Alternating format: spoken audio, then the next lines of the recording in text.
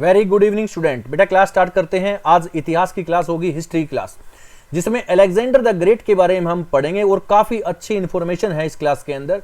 सिकंदर महान ने, देखो काफी इतिहासकार ये बोलते हैं कि सिकंदर महान ने लगभग आधी दुनिया पर अपना कब्जा जमा लिया था, लेकिन जैसा कि उस समय के लोग जानते थे, यानी सिकंदर ने अटैक भारत पर कब किया था? 326 बीसी में। 326 बीसी यानी बिफोर क्राइस्ट। ये बिफोर क्राइस्ट की बात मैं बता रहा हूं बेटा आपको। 326 ईसा पूर्व में भारत में सिकंदर ने अटैक किया था। उस समय वो लोग समझते थे कि बस पृथ्वी, हमारी अर्थ इतनी ही है, इसलिए उनका मानना यह था कि सिकंदर ने आधी दुनिया पर कब्जा कर लिया है। लेकिन सच्चाई ये थी कि सिकंदर ने 60% आबादी पर कंट्रोल किया नहीं था, है ना। 60 से 70% आबादी पर कंट्रोल नहीं हुआ था उनका। उन्होंने अपना कुछ अफ्रीका, कुछ एशिया, कुछ यूरोप पर ही अपना कंट्रोल किया था। सभी जगह पर, पूरा यूरोप भी नहीं था, पूरा एशिया भी, पूरा अफ्रीका भी नहीं था। मेन कौन कौन सी टेरिटरी थी जहां पर सिकंदर ने कब्जा किया था? जैसे कि यूनान हो गया, इराक हो गया, ईरान हो गया, आधुनिक जो पाकिस्तान है, अफगानिस्तान है, सीरिया है, मिस्र है, यहां पर उन्होंने कुछ कंट्रोल किया था। पूरी दुनिया पर कंट्रोल नहीं था, ठीक है ना। आज इसी बारे में हम चर्चा करेंगे। सिकंदर ने कैसे और कब भारत पर आक्रमण किया और क्यों आक्रमण किया, कितने समय में अटैक किया, कब वो राजा बने थे, कब उनकी माता का नाम क्या था, उनके पिता का नाम क्या था, कब उनकी मृत्यु हुई, गुरु का नाम क्या था, है ना, उनके सेनापति का नाम क्या था, कौन सी नदी पर युद्ध हुआ, कौन सी नदी को पार करने से इनकार किया उनके सेनापति ने, उनकी मृत्यु कब और कहां हुई, ठीक है। आज ये सारे क्वेश्चंस आपके सामने होंगे और बहुत ही फैंटास्टिक क्लास है। जितना जी चाहे उतना शेयर कीजिए बेटा। देखो, पढ़ने वाले बच्चों के पास इस क्लास को जरूर भेजिए, क्योंकि यहां से क्वेश्चन बनता है। अगर इतिहास का अगर अच्छा क्वेश्चन बना तो यहां से क्वेश्चन जरूर डाला जाएगा। एक बार क्वेश्चन पूछा गया कि उनके घोड़े का नाम क्या, उन्होंने भारत में कौन से नगर बसाए थे।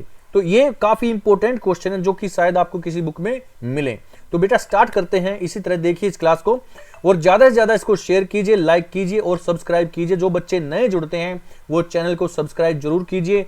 काफी बच्चे बेटा क्लास को देख लेते हैं लेकिन लाइक नहीं करते, तो जरूर इसको लाइक भी कीजिए ताकि मुझे लगे कि क्लासेस बहुत ही फैंटास्टिक चल रही हैं, ठीक है ना। कल हमारी एक क्लास आई थी, करंट अफेयर की क्लास, आप बच्चों का बहुत अच्छा रिस्पॉन्स रहा, ठीक है। ऐसे ही इतिहास की क्लास, भूगोल की क्लास और अपनी पॉलिटी की क्लास मैं आपके सामने लाता रहूंगा।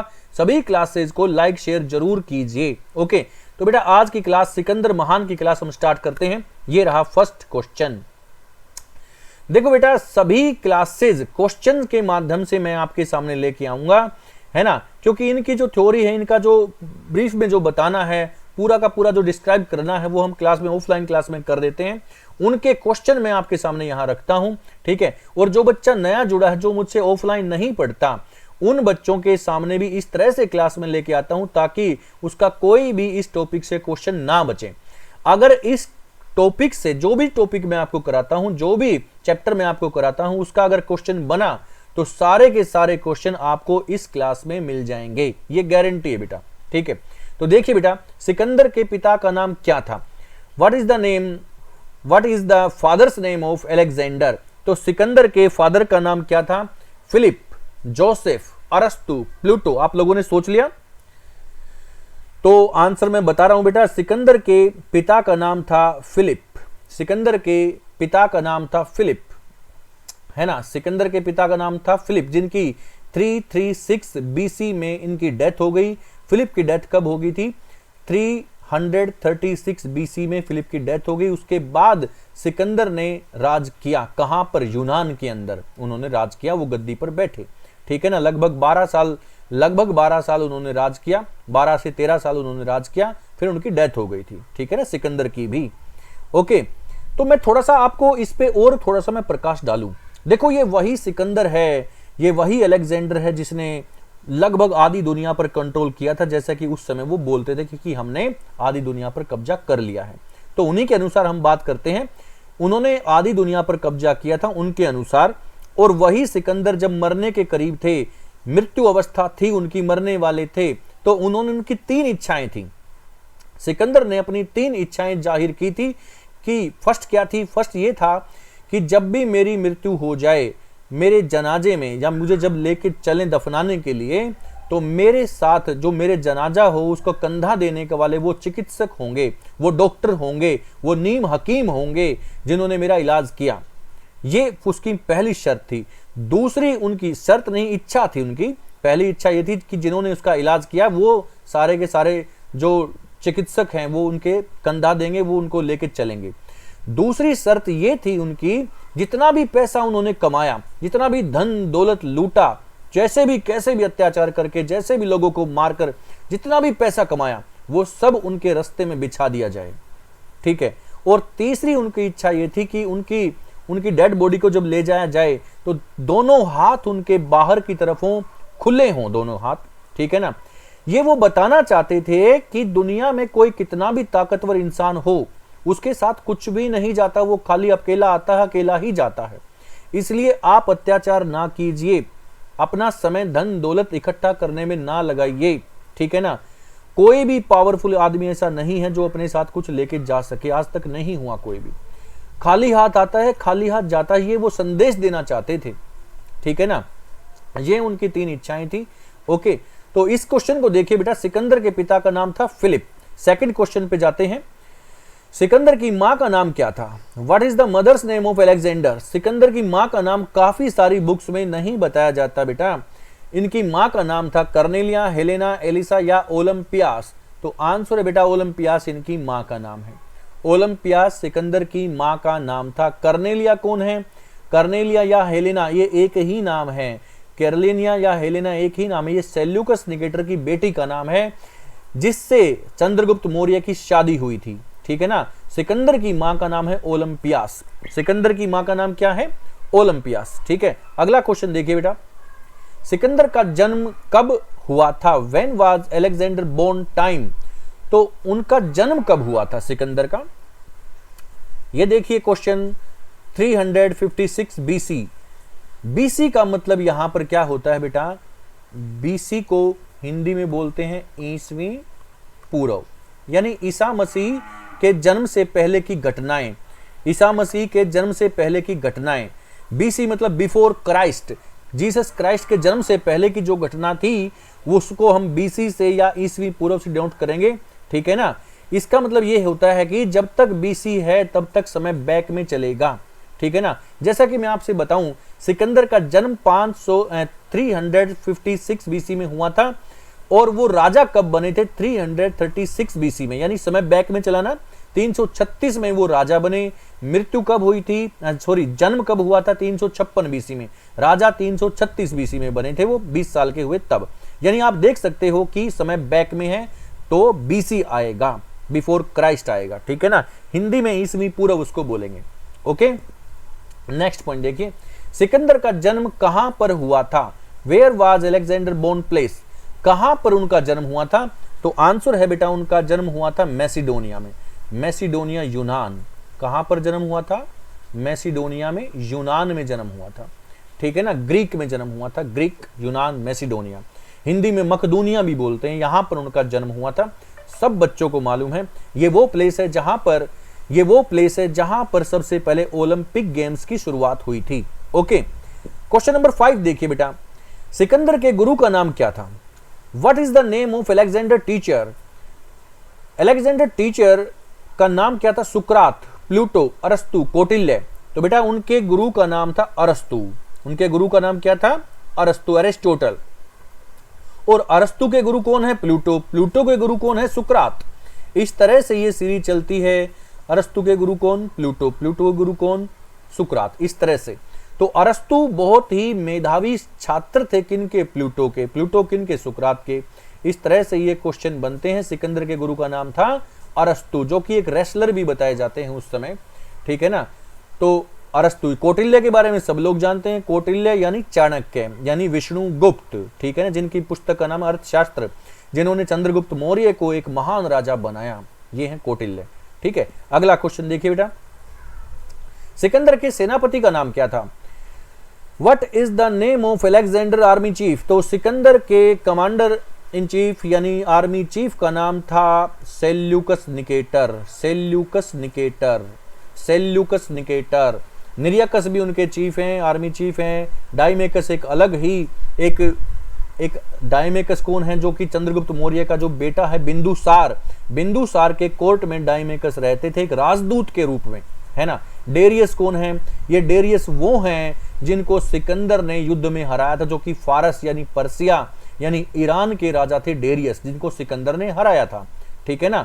तो सिकंदर के सेनापति का नाम क्या था, सेल्यूकस निकेटर, जिनकी बेटी का नाम था हेलेना या कर्नेलिया। सेल्यूकस निकेटर को चंद्रगुप्त मौर्य ने 305 बीसी में हराया था। 305 बीसी में चंद्रगुप्त मौर्य ने सेल्यूकस निकेटर को युद्ध में हराया था। ओके, नेक्स्ट पॉइंट, सिकंदर के जल सेनापति का नाम क्या था। सिकंदर के जल सेनापति का नाम क्या था। What was the name of Alexander water commander. तो सिकंदर के जल सेनापति का नाम था बेटा निरियाकस। निरियाकस बहुत इंपॉर्टेंट पॉइंट्स हैं। अच्छा, मैं आपको यहां पर एक पॉइंट और बताऊं, सिकंदर की जीत का राज क्या था। क्योंकि सिकंदर बहुत सारे युद्ध जीता है अपने करियर में, अपने दौर में, अपने समय में, वो बहुत सारे युद्ध उन्होंने जीते हैं। आप बोलते हैं कि हम लोग काफी ऐसी चीजें होती है जब हम हार जाते हैं। बेटा, हम हारते क्यों हैं? क्योंकि हमारे पास दूसरा ऑप्शन होता है। हम सोचते हैं कि अगर ये नहीं हुआ तो ये कर लेंगे, ये नहीं हुआ तो हम ये कर लेंगे, क्योंकि हमारे पास चॉइस होती है, हमारे पास ऑप्शंस होते हैं। इसलिए हम एक जगह पर पूरा फोकस नहीं करते और हम हार जाते हैं। सिकंदर एक ऐसा राजा है कि चॉइस वो छोड़ता ही नहीं है। ऐसा माना जाता था कि किसी भी जगह पर सिकंदर जाता था तो अपने वापस जाने के सारे रास्ते वो बंद कर देता था, नष्ट कर देता था। जैसा कि वो जहाज से, पानी वाले जहाज से किसी द्वीप पर, किसी आइलैंड पर वो गया, किसी देश में वो गया, तो उसने अपने जो पानी वाले जहाज थे सबको नष्ट कर दिया, जला दिया, ताकि वो वापस ना जा सके उसकी सेना। तो यानी अब उसके पास ऑप्शन ही नहीं है, उसके पास एक ही ऑप्शन बचा, वो है वहां पर विजित होना, जीतना, कैसे भी करके जीतना। नहीं, या तो आप जीत जाओगे या आप मारे जाओगे। यानी उसके पास ऑप्शन ही नहीं होता था सिवाय जीतने के, इसलिए उसकी सेना जीतती थी। ठीक है, हम लोग क्यों हारते हैं? क्योंकि हमारे पास ऑप्शंस हैं, चॉइस है। ऐसा ही हम अपने जीवन में भी करें, हम किसी भी एक चीज पर फोकस करें तो हम जरूर निश्चित ही हम जीतेंगे, ठीक है ना। तो सिकंदर का तरीका था ये ऐसा। नेक्स्ट पॉइंट देखते हैं, सिकंदर ने भारत पर आक्रमण कब किया। तो बेटा, सिकंदर ने इंडिया पर अटैक कब किया था? 326 बीसी में सिकंदर ने भारत पर अटैक किया था, ठीक है ना। ये बड़ा इंपॉर्टेंट पॉइंट है। 326 बीसी में भारत पर आक्रमण किया था सिकंदर ने। मैं थोड़ा सा इसके बारे में बताऊं, सुनिए। जैसे कि अपना ये यहां पर भारत, थोड़ा सा बता दूं, ये अपना इस तरह से यहां भारत था, और यहां ये कंट्री कौन सी? पाकिस्तान। इस तरह से ये अपना इंडिया में थोड़ा सा आपको बना के दिखाऊं। यहां पर एक जगह थी, इस जगह का नाम था मगध। इस जगह का नाम था मगध, और मगध पर उस समय रूल कौन कर रहा था? धनानंद। धनानंद मगध का राजा कौन था 326 बीसी में? धनानंद। और पाकिस्तान में एक जगह थी तक्षशिला। आज का जो पाकिस्तान है वहां पर जगह थी कौन सी? तक्षशिला। बताया जाता है कि उस समय जब सिकंदर ने अटैक किया तो तक्षशिला में टीचर कौन थे? चाणक्य। टीचर कौन थे? चाणक्य। इधर से ये यहां पर ईरान है, यहां पर इराक है, इधर से आगे बढ़ रहा है कौन? सिकंदर। इधर से आगे बढ़ रहा है सिकंदर। तो सिकंदर जब अटैक करने वाला था इंडिया पर, तो तक्षशिला में चाणक्य को पता चला, और चाणक्य जाते हैं धनानंद के पास। धनानंद को बोलते हैं कि तुम क्या सोए हुए हो, तुम भोग विलासी हो, जल्दी से खड़े हो, सिकंदर का अटैक हो गया है भारत पर, जल्दी से अपनी सेना को तैयार कीजिए, ठीक है। चाणक्य कटु वचन बोलते थे, लेकिन सत्य वचन उनके होते थे, ठीक है। और धनानंद सच में भोग विलासी आदमी है। धनानंद सच में भोग विलासी आदमी है, और उनको ये बात बुरी लगती है। धनानंद क्या करता है? वो चाणक्य की बेइज्जती करके वहां से निकाल देता है। तो चाणक्य वहां से तो निकल जाते हैं, लेकिन चाणक्य ये निश्चित ये एक फैसला करते हैं कि इस धनानंद को मगध की राजगद्दी से हटाना ही पड़ेगा, अन्यथा ये भारत को नष्ट कर देगा, ठीक है ना। इसलिए चाणक्य एक खोज में रहते हैं। काफी दिनों बाद उनकी खोज पूरी होती है, उनको मिलते हैं चंद्रगुप्त मौर्य। एक ऐसा बच्चा, एक बच्चों की टोली को खेलते हुए देखते हैं चाणक्य। उस टोली में होता है एक ऐसा बच्चा जो कि अपने से पहले दूसरों के बारे में सोचता है, उनके खाने पीने के बारे में, उनकी सुख सुविधा के बारे में सोचता है ना। खेल खेल में भी उनका वो निरीक्षण कर लेते हैं। तो उस बच्चे को चाणक्य अपने साथ ले जाते हैं, वो बच्चा था चंद्रगुप्त मौर्य। लेकिन जब तक चंद्रगुप्त मौर्य धनानंद को हराते तब तक तो सिकंदर का अटैक भारत पर होना ही था, हो गया था 326 बीसी में, जबकि चंद्रगुप्त मौर्य ने धनानंद को 322 बीसी में 322 बीसी में धनानंद को हराया था। लेकिन 326 बीसी में सिकंदर का अटैक भारत पर हो गया। ये अलग बात है कि सिकंदर कभी भी मगध पर अटैक नहीं कर पाया था, है ना। इस बात को हम आगे पढ़ेंगे। देखो थोड़ा सा मैं अगला पॉइंट बताऊं आपको, फिर उस पॉइंट में समझते। देखो मैं थोड़ा सा सुनिए, सिकंदर जब अटैक किया सिकंदर ने तक्षशिला पर, तक्षशिला के आगे वो आगे बढ़ गया तो आगे नदी आती है सिंधु नदी। सिंधु नदी को सिकंदर ने पार किया और सिंधु नदी में ही मिलने वाली एक नदी आती है झेलम। झेलम पहले तो चिनाब नदी में मिलती है, तो चिनाब नदी से पहले झेलम नदी आएगी और झेलम नदी के किनारे पर सिकंदर का युद्ध होगा। किससे? पोरस से युद्ध होगा। वहां पर युद्ध लड़ा गया, सिकंदर ने पोरस को हराया, सिकंदर आगे बढ़ा, सिकंदर की सेना व्यास नदी तक जाती है, व्यास नदी को पार करने से इनकार करती है सिकंदर की सेना, ठीक है। सिकंदर बोलता है नहीं अभी अटैक करना है, लेकिन सेल्यूकस निकेटर और उसकी सेना मना करती है क्योंकि काफी दूर से आ रहे हैं। एक बात मैं आपको और बता दूं, सिकंदर लगभग 12,000 मील वर्ग किलोमीटर का दायरा कंप्लीट कर चुका था, जीतते हुए हमारे इंडिया की तरफ बढ़ रहा था। इसीलिए वो थके हुए थे, काफी दूर से चले हुए थे, वो थके हुए थे, इसलिए उसकी सेना बोलती है अभी नहीं, थोड़ा सा रुककर हम आक्रमण करेंगे। लेकिन सिकंदर चाहता था कि अटैक अभी हो, इसलिए सेना ने तो मना कर दिया, इसलिए सिकंदर तो वापस लौटा। सिकंदर वापस 1 साल बाद ही लौट गया था। इसलिए जो सेल्यूकस निकेटर था अपनी सेना के साथ वहीं पर रुका रहता है। कहां पर? झेलम नदी के किनारे, यानी आज का जो पाकिस्तान है, अफगानिस्तान है, वहां पर रूल करता है सेल्यूकस निकेटर, क्योंकि सिकंदर वापस लौट जाता है। सेल्यूकस निकेटर कभी भी मगध पर अटैक नहीं कर पाया था, ठीक है ना। आगे इसके बारे में पढ़ेंगे हम, सुनिए। अगला क्वेश्चन देखिए बेटा, सिकंदर ने 326 बीसी में किसके साथ लड़ाई लड़ी थी भारत में? तो ये मैंने अभी आपको बताया, 326 बीसी में उसने पोरस के साथ लड़ाई लड़ी थी। पोरस बहुत ही महान वीर योद्धा हुए हैं पोरस, कभी हार नहीं मानी, लेकिन थोड़ी सेना होने के लिए पोरस हार जाते। पंजाब के राजा होते हैं पोरस। झेलम नदी के किनारे युद्ध होता है सिकंदर का इनके साथ। पोरस की बहादुरी को देखते हुए पोरस का विजित जो क्षेत्र था वो वापस लौटाया सिकंदर ने और सिकंदर आगे बढ़ जाते हैं। तो यहां पर लड़ाई लड़ी गई थी पोरस के साथ। किस नदी के किनारे, ये देखते हैं आगे। सिकंदर और पोरस की लड़ाई किस नदी के किनारे हुई थी? तो बेटा ये भी मैंने आपको अभी बताया, ये झेलम नदी के किनारे ये युद्ध लड़ा गया था। इसको झेलम का युद्ध या वितस्ता का युद्ध भी कहा जाता है। वितस्ता, या इसको हाइडेस्पीज का युद्ध भी इसको कहा जाता है। हाइडेस्पीज या वितस्ता का युद्ध इसको बोला जाता है। किस युद्ध को? सिकंदर और पोरस के बीच की लड़ाई को। ये लड़ाई कब लड़ी गई थी? 326 बीसी में झेलम नदी के किनारे। झेलम का ही नाम, प्राचीन नाम था वितस्ता। इसको हाइडेस्पीज का युद्ध भी कहा जाता है।